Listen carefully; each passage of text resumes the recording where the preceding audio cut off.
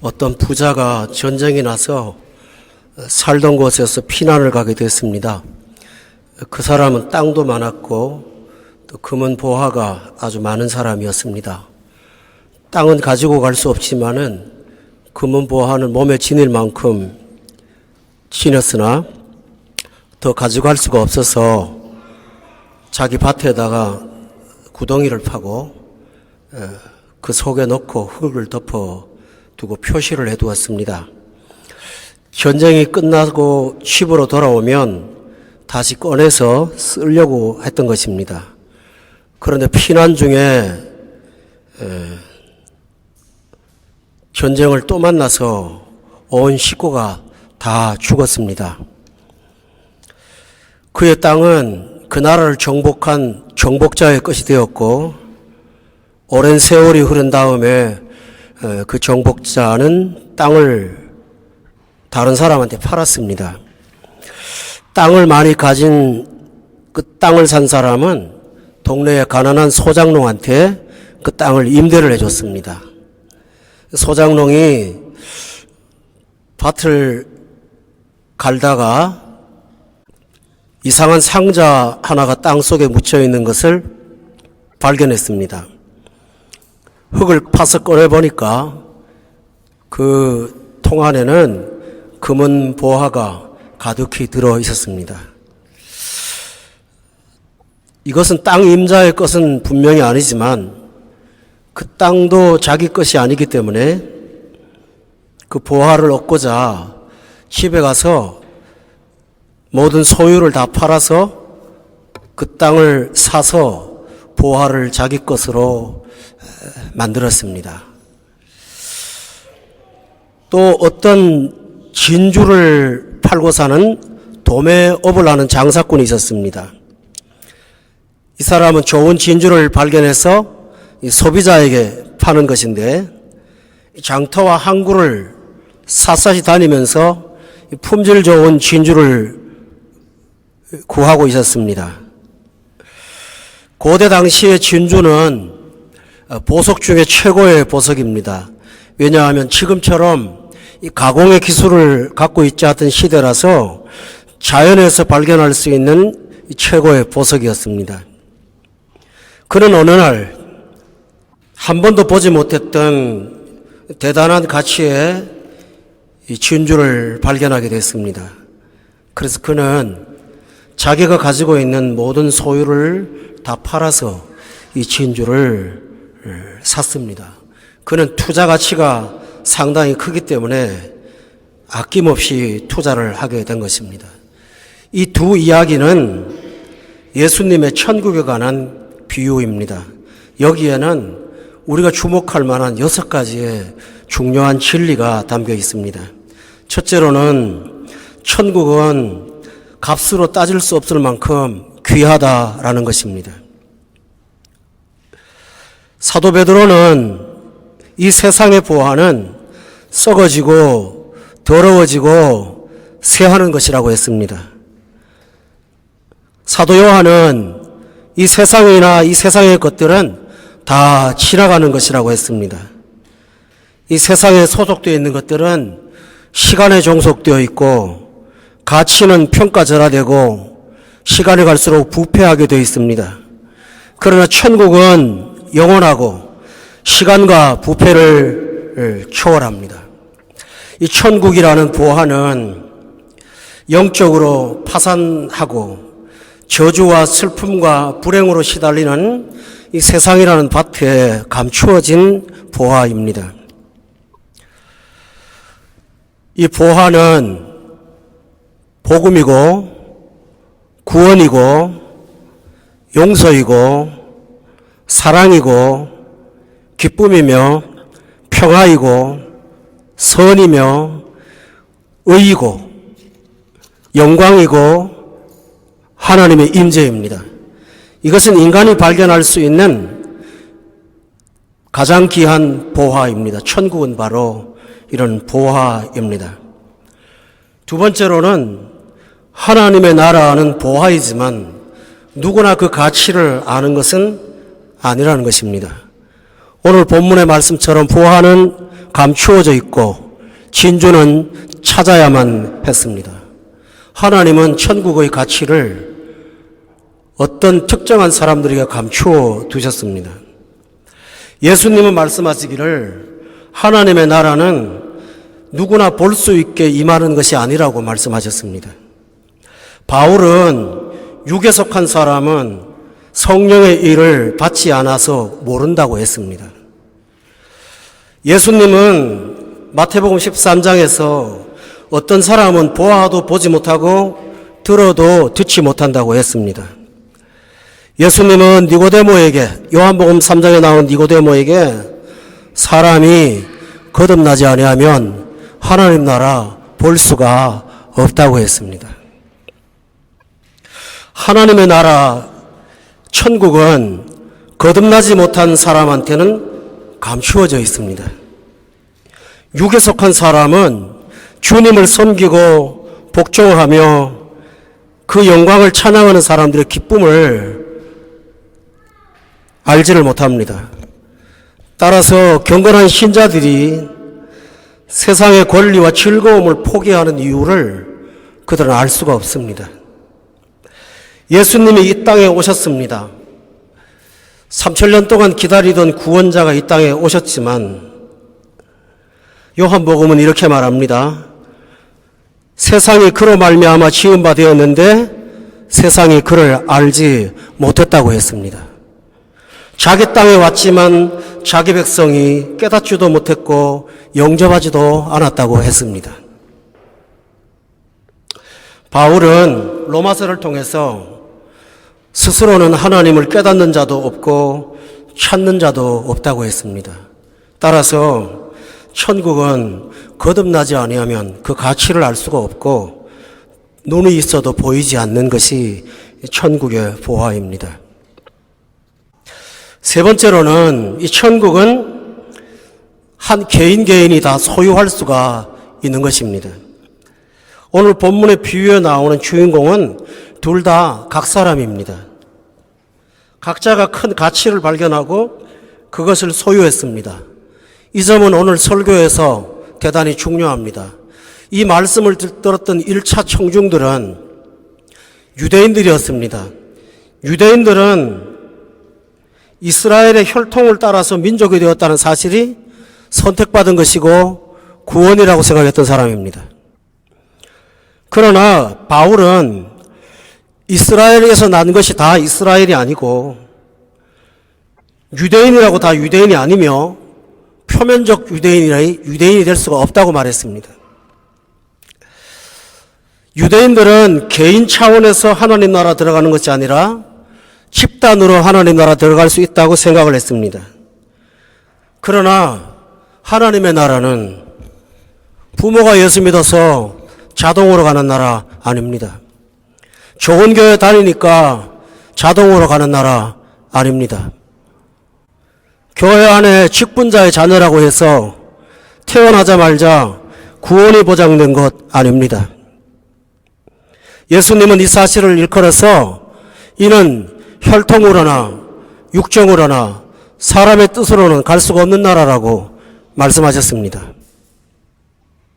각 사람이 예수 그리스도를 개인적으로 영접해야만 천국을 소유할 수가 있습니다.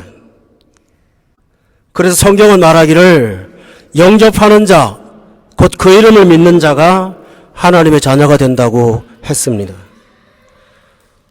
여러분 천국을 소유하시려면 여러분이 개인적으로 예수님을 구원자로 영접하시기를 바랍니다. 네 번째 진리는 천국을 소유할 수 있는 것은 차별이 없습니다. 오늘 본문에 나오는 소장농은 가난한 사람입니다. 진주 장사는 값비싼 진주를 사서 대팔 만큼 투자금이 있는 부자입니다. 그러나 둘 다 보화를 소유할 수가 있었습니다. 하나님의 나라는 차별이 없습니다. 인간 세상의 불행 중에 하나는 사람을 차별한다는 것입니다. 물질의 소유로 사람을 차별하고 공부를 했다는 더한 유무를 통해서 사람을 차별하고 가문을 통해서 사람을 차별하고 피부 색깔을 갖고 사람을 차별합니다. 차별이 될 수 없는 태어날 때부터의 다름을 인간은 차별의 조건으로 생각합니다. 그러나 하나님 나라는 살인자도 들어갈 수 있고 하나님의 나라는 흉악한 자도 갈 수 있고 하나님의 나라는 도덕군자도 갈 수 있습니다. 그가 예수님을 영접하기만 한다면.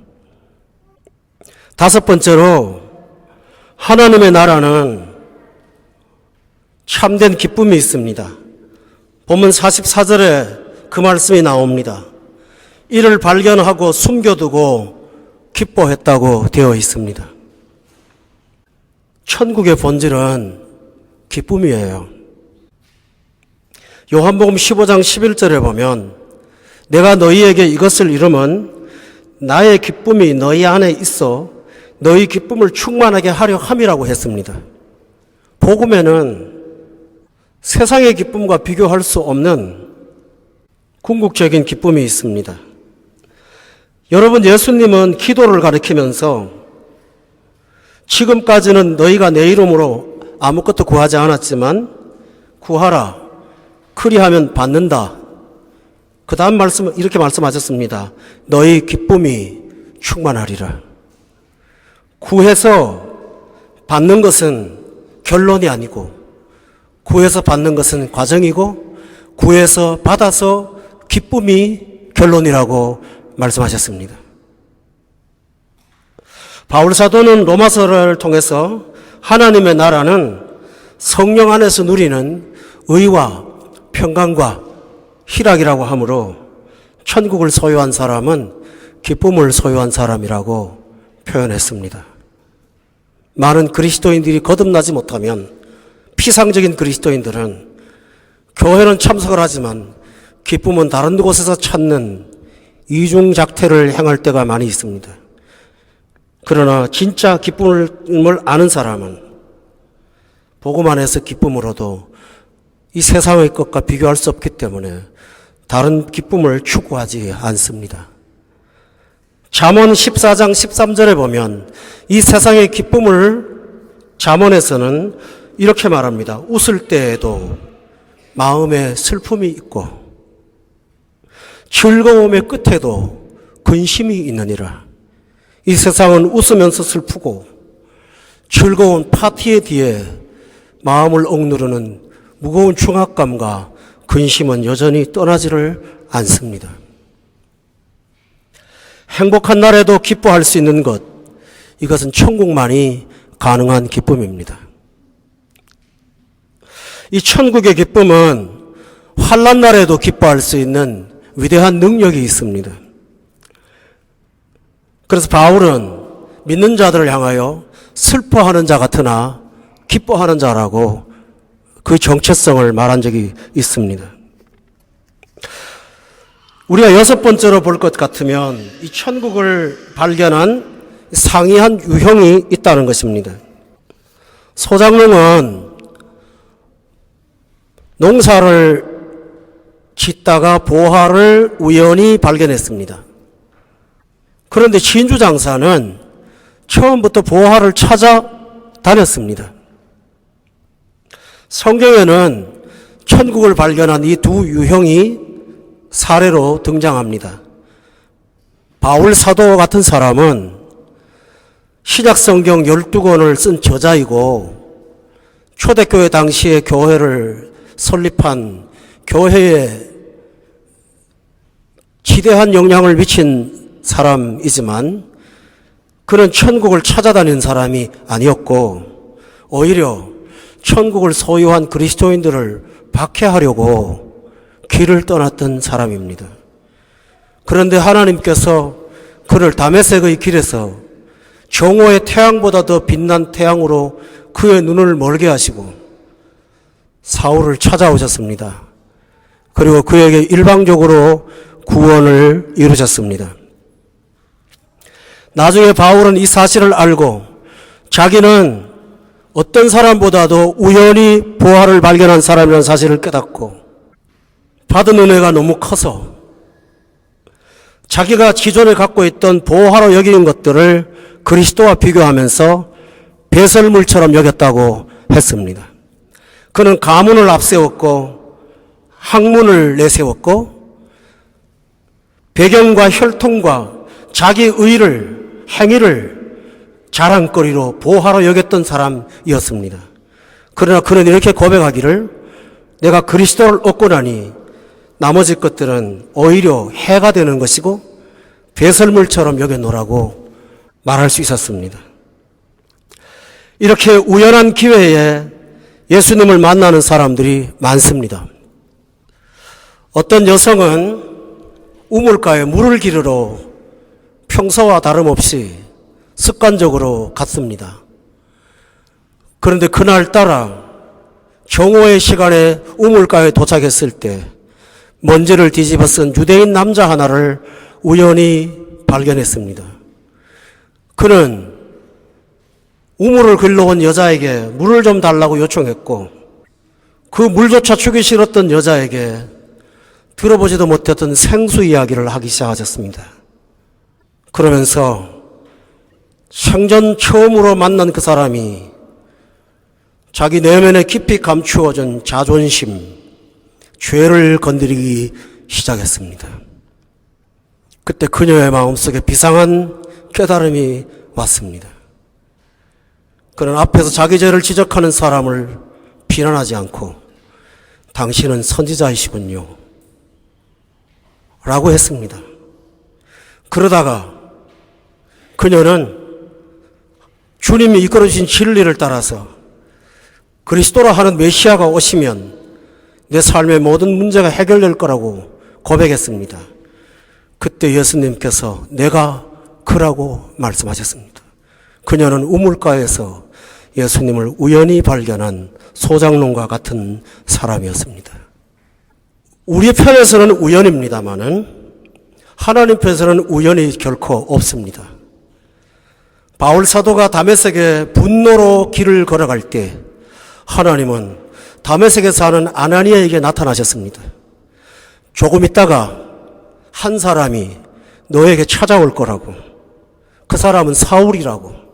그때 아나니아가 깜짝 놀라면서 주님, 제가 듣기로는 이 사람이 기독교를 박해하며 우리를 결박하러 오는 사람이라고 알았습니다. 그때 주님께서는 이 사람에게 손을 얹어 안수하라고 말씀하시고 이 사람은 이방과 임금들에게 복음을 전하기 위한 나의 그릇이라고까지 말씀하셨습니다. 그 이야기를 할 때 아직은 사울이 예수님을 만나기 전이었다는 사실을 성경은 말합니다.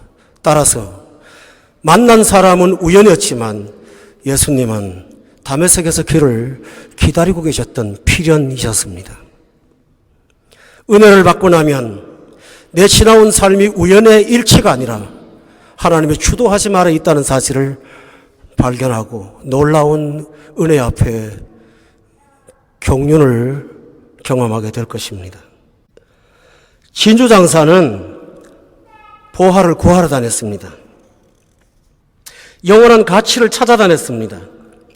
사도행전 8장에 나오는 이디오피아의 여왕의 국고를 맡은 네시 간다게, 돈도 있었고 권력도 있었지만 그는 영혼의 만족을 얻고 영혼의 굶주림을 해결하기 위해서 마차를 타고 이디오피아 이역만리에서 예루살렘으로 예배하러 다녀오던 구도자였습니다. 교회를 갔다 오지만 마음에 만족이 없던 그는 비싼 돈으로 이사야 성경을 사서 흔들리는 마차 위에서 그 성경을 읽고 있었습니다. 그는 이 여행길이 자기 구원의 길이 되기를 갈망했던 사람이었습니다. 그는 진유장사처럼 보화를 찾아 다녔습니다. 그러다가 하나님이 보내신 빌립 집사를 통해서 예수님을 만나고 예수님을 영접하여 구원을 받을 수가 있었습니다. 그러나 이 네시의 입장에서 볼 때는 광야에 가던 중에 우연히 어떤 낯선 사람이 자기에게 다가와서 자기가 읽던 성경을 해석해 주었을 뿐입니다. 그러나 하나님은 4시가 예루살렘을 출발하고 직후부터 사마리아에서 큰 부흥을 일으킨 빌립에게 이 생활을 그만하고 광야로 가라고 명령하셨습니다. 그는 마차를 타고 왔고 빌립은 걸어갔으니 얼마나 많은 시간이 걸렸겠습니까?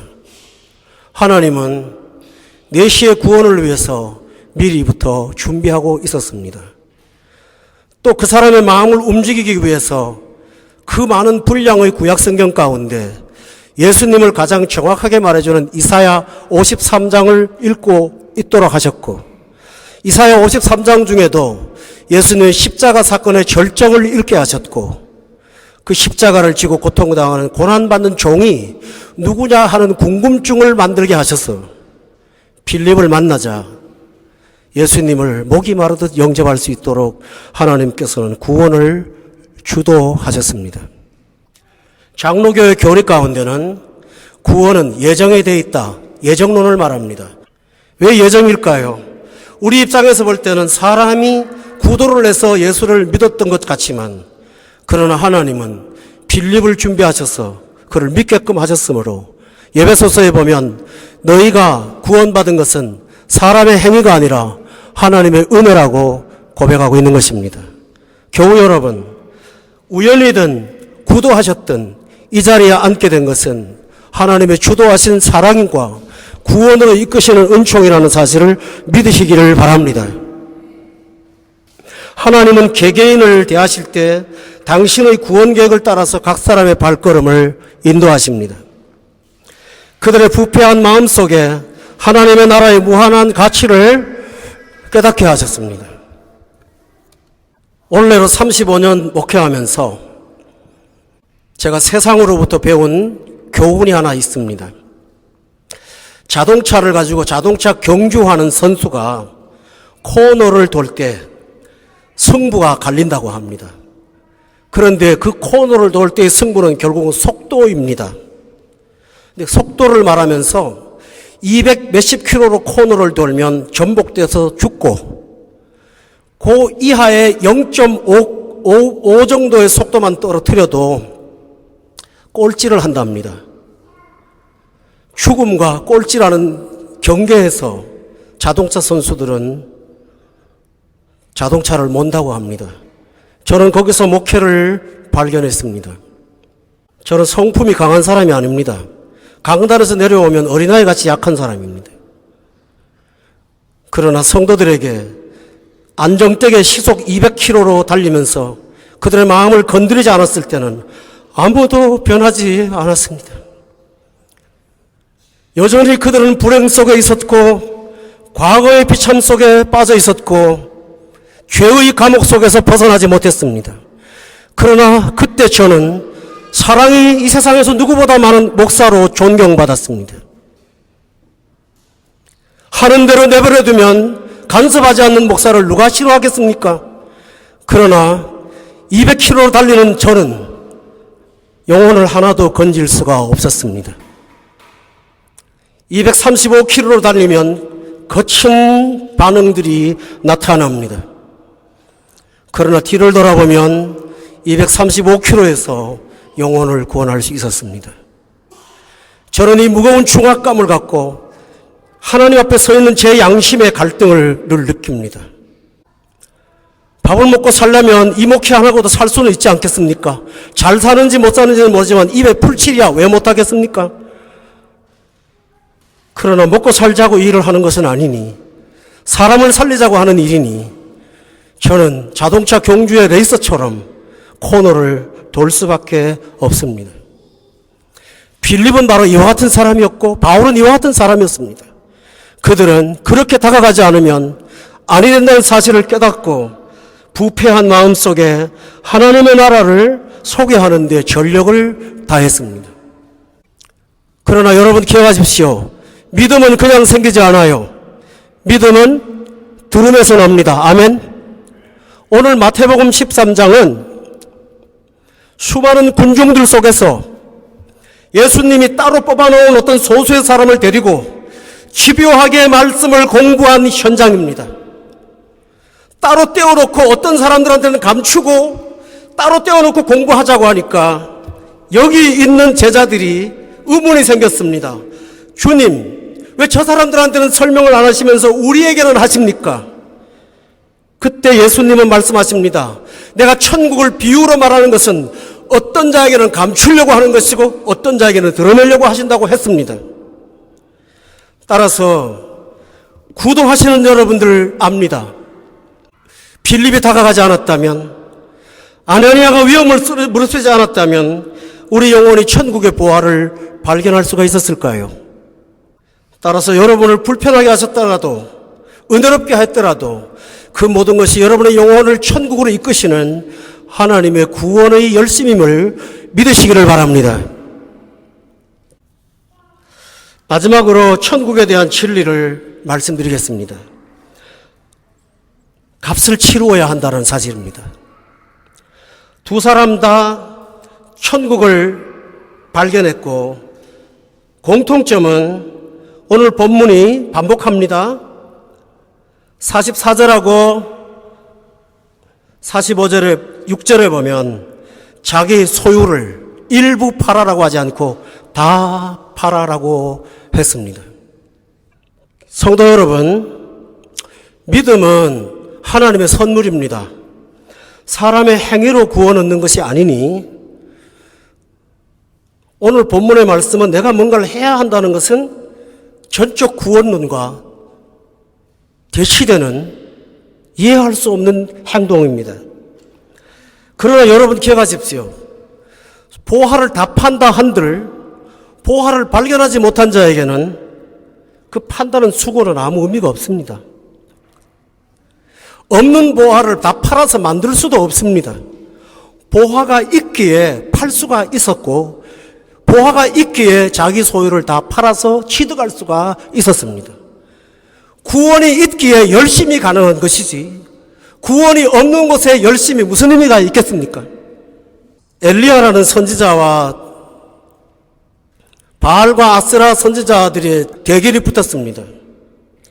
바알과 아세라의 선지자들은 자기들의 기도에 응답해달라고 아침부터 저녁까지 기도했습니다. 하다가 안 되니까 몸에 칼을 그으면서 자해를 했습니다. 그 열심은 특심이었습니다. 그러나 들어줄 신이 없는데 그 열심이 무슨 의미가 있습니까? 엘리야는 그들이 하는 것을 하루 종일 지켜보다가 성경을 말합니다. 저녁 소재 드리는 그 시간에 저녁 소재 드리는 그 짧은 시간에 짧은 기도를 했습니다. 하나님, 오늘날 이 제단에 불을 붙여주셔서 이스라엘 백성들로 하여금 당신이 살아계신 것을 나타내 주소서. 성경은 말합니다. 그러면서 엘리야는 불로써 응답하시는 하나님이 여호와이심을 믿습니다. 이 말이 마치자 말자 이 말을 할 때에라고 성경은 기록되어 있습니다. 이 말을 할 때에 하늘에서 불이 내려와 제단에 재물을 태우고 도랑에 물을 핥은지라라고 되어 있습니다. 엘리야의 짧은 기도는 하나님이 계시기에 그 열심이 통한 것입니다. 그래서 엘리야는 조롱합니다. 아무리 소리를 질러봐라 너희들의 기도를 들어줄 신이 있나 없나라고 말했습니다. 그는 하나님을 말하기를 하나님은 살아계십니다라고 고백했습니다. 주님이 구원을 주셨기에 열심도 가능한 것입니다. 그 열심은 하나님의 열심과는 비교할 수가 없습니다. 하나님의 열심은 열심이라는 단어로는 불가능하고요.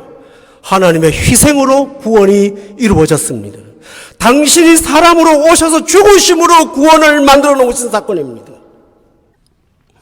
그리고 우리에게는 내 용량 이상의 것을 요구하지 않고 자기 소유를 다 팔라고 되어 있습니다. 소장농이 소유를 팔았다고 얼마나 되겠습니까? 진주장사하고 비교할 수가 있겠습니까? 그러나 진주장사만큼 팔으라고 말씀하지 않았습니다. 할 수 있는 자리에서 여러분의 것을 다 파십시오. 그때 천국이 여러분의 것이 됩니다. 우리가 할 수 있는 사실은 딱 하나입니다. 영접하는 자, 영접하는 자, 이 말은 한글말로 적절하지 않습니다. 영어에는 receive, 수용하는 자, 적절하지 않습니다. 헬라어에 있는 영접이라는 단어는 전인격을 포함한 단어입니다. 이것은 내 영혼과 내 몸과 내 의지와 내 삶과 내 목적을 당신께 두는 것을 영접이라고 합니다. 이것이 바로 자기 소유를 다 파는 것입니다. 그리하여 천국을 여러분의 것으로 만들 수 있습니다. 교우 여러분, 오늘 이 비유는 여러분에게 요구하고 있습니다. 여러분의 소유가 무엇입니까? 다 파십시오. 병원교회를 목회할 때 거기는 주일을 빠지는 일 결석 거의 없었습니다. 물론 직장 생활을 하지 않기 때문에 그만큼 올 수가 있었죠. 그러나 중증 환자들이기 때문에 통증이 시작되면 그냥 아픈 게 아니라 온 몸이 신경이 조직이 잘못돼서 마비가 돼서 가만히 있어도 다리가 덜렁덜렁 위로 아래로 뛰어다닙니다. 그래서 교회에 오려면 휠체어에다가 붕대로 몸을 묶어야 돼요. 그리고 예배 시간에 늦을까 봐 30분 40분 전에 오는데 교회 오는데 한 3시간 정도 준비해야 됩니다. 교회까지 오는데 시간 많이 걸리잖아요. 거리로. 소변줄을 차야 되고요. 링겔병을 다시 꼽아야 되고요. 긴급 수술용 이 진통 주사를 안에 넣고요. 그리고 그 사람을 돕는 청년 2사람이 대동해서 옵니다. 그들은 돈이 없습니다. 그러나 그것은 그 행위는 자기 소유를 다 판 거예요. 자기 소유를 다 판 거예요. 하나님은 그들에게 예배 시간에 통증을 사라지게 하셨고 은혜를 받게 하셨고 그 은혜로 절망을 자살할 충동을 이기며 부활의 소망을 갖고 지금까지 잘 사는 사람들을 저는 증거로 갖고 있습니다. 여러분의 소유는 무엇입니까?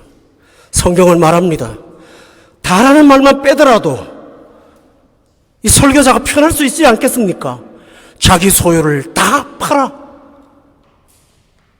샀는데 그걸 부담으로 여기지 않았어요. 기뻐했습니다. 가장 귀한 것을 찾았다고 고백했습니다. 결론을 말씀드리겠습니다. 우리가 이 세상을 살면서 어느 날 사고든 자연사든 주님 앞에 부름받을 날이 있을 것입니다. 한여름의 뜨거움처럼 우리 인생의 정열을 다 쏟았던 어떤 물건들과 목적들이 천당 가는 내 손에 여전히 들려 있을까요? 우리가 가져갈 것은 내가 내 몸을 다 들여서 내 소유를 다 팔아 보화로 영접한 예수 그리스도만이 내게 남아있을 줄로 믿습니다. 그분의 손을 잡고 죽음의 브릿지를 건너 영생의 길로 진입하여 영원 복락의 기쁨을 누리면서 이 땅에서 사는 날과 비교할 수 없는 찬란한 영광 속에 영원 무궁토록 거하게 될 것입니다.